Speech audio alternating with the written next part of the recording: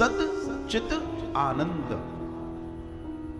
अब देखिए हमारे यहां सामान्य व्यवहार में रामचरितमानस या रामायण है, सामान्य व्यवहार में हम लोग गीता जी के साथ जुड़े हैं और सामान्य व्यवहार में हम श्रीमद् भागवत के साथ जुड़े हैं। अब आप समझिएगा सूत्र क्या है। सूत्र यह है कि जब हम सत्य की बात करते हैं तो सतोगुण की बात हो रही है। अब जब हम श्री कृष्ण की बात कर रहे हैं तो उनसे संबंधित लक्षणों पे जाएंगे। तो सत मतलब लक्ष्मी जो रुक्मिणी और श्री राधा होकर आती है।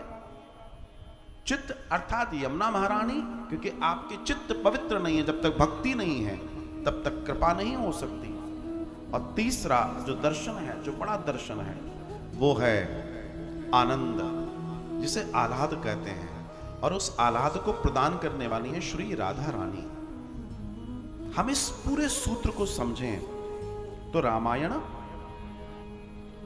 श्रीमद् भगवत गीता और श्रीमद् भागवत, ये तीन दर्शन अगर हम समझ लिए अपने जीवन में तो सारी चीजें व्यवस्थित हो जाएंगी और हम इतने आनंद का जीवन जिएंगे कि क्या कहा जाए।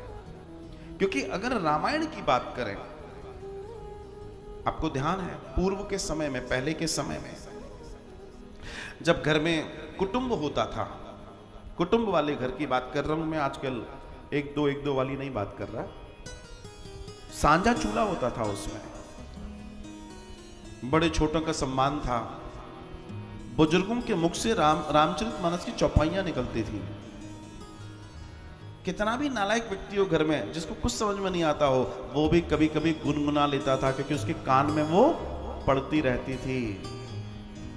और जब तक ये रामायण की चौपाई आपके घरों में, आपके आंगनों में बोलती जा रही थी, तब तक आपका जीवन महान था। और जब ये बंद हुई तो कुटुंब घरों में बदले, और घर कहां बदल चुके हैं मुझे बताने की जरूरत नहीं है, क्योंकि जब जब घर से राम जाएगा तो फिर ऐसा ही होगा। राम चला गया, हमने गुनगुनाना बंद कर दिया, हमने सुनना बंद कर दिया। तो वे कहते हैं कि अपने जीवन में अगर आपको जीवन को जीना है, मतलब जीवन का जो प्रयोग है अगर उसे करना है, तो रामचरितमानस का सहारा लीजिए।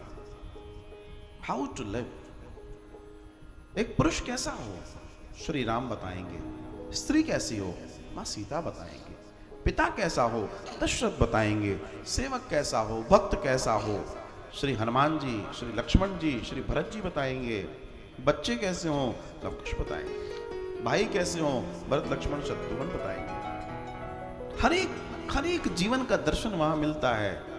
और जब तक हम सुन रहे थे तब तक घरों में आनंद था, बड़े भाइयों का सम्मान था, छोटे भाइयों से स्नेह था, जो बड़े थे उनका सम्मान था, जो छोटे थे उनके प्रति आह्लाद था। आज सब खत्म हो गया। क्यों? क्योंकि हमने उस ग्रंथ को छोड़ दिया। अगर हम अपने जीवन में प्रयोग सही करेंगे तो योग सही होगा। योग है श्रीमद् भगवत गीता।